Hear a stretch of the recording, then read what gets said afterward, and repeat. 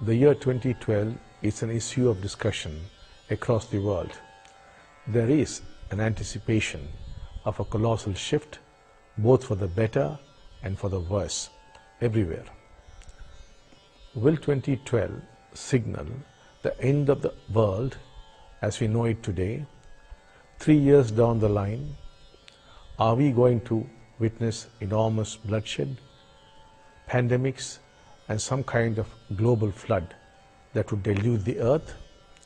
These are the questions one often comes across these days. Or does the year present a possibility of evolving and emerging into a new age, an age of peace and harmony? What is the predicament of humankind in the coming years? Most ancient civilizations describe the changes that take place in the world as the natural rhythms of the universe. These are symbolized as the 4 cycles. The arrival of a new cycle symbolizes the emergence of a new perception. Each of these ages symbolize a predominant culture and a state of consciousness. They reflect the understanding and the relationship between matter and consciousness. The first cycle is the age of oneness.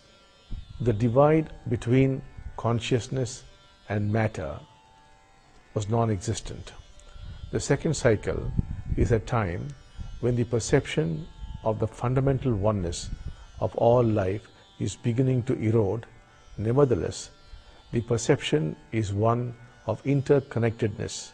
Consciousness influences matter, and matter too could influence consciousness. In the third cycle, consciousness is seen to be superior to matter and hence capable of influencing matter. The gulf has deepened. In the last cycle, matter is perceived to be devoid of life and is a plaything in the hands of consciousness, being symbolized by man. This fundamental divide between matter and consciousness is supposed to be reflected in all walks of life: our science, our art, our values, our religion, our concept of the profane and the sacred, our relationships with one another, our relationship with nature, and ultimately our relationship with ourselves.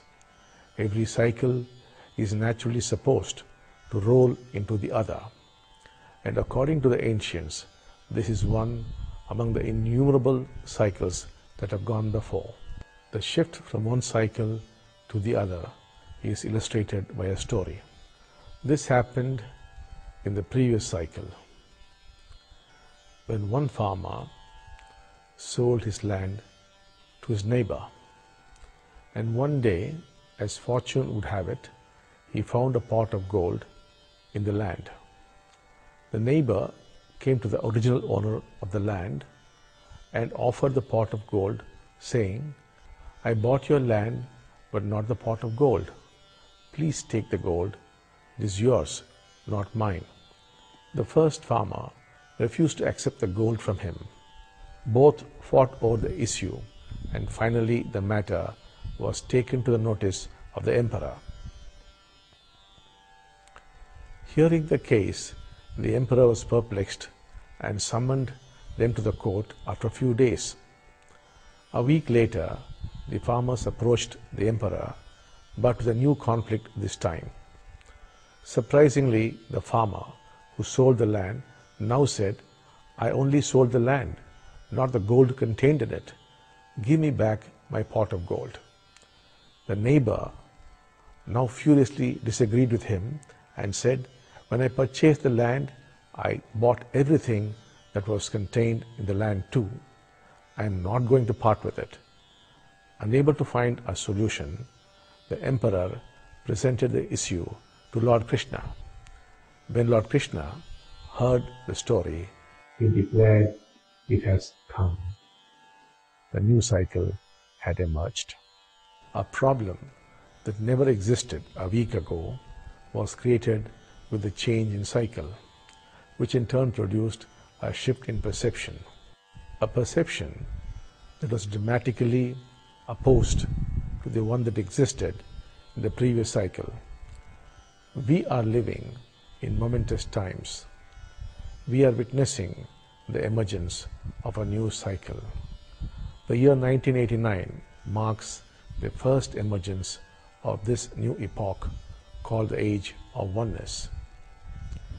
After a period of 23 years, the present age gives way to the Age of Oneness by the end of 2012, whose presence would be felt in 2035.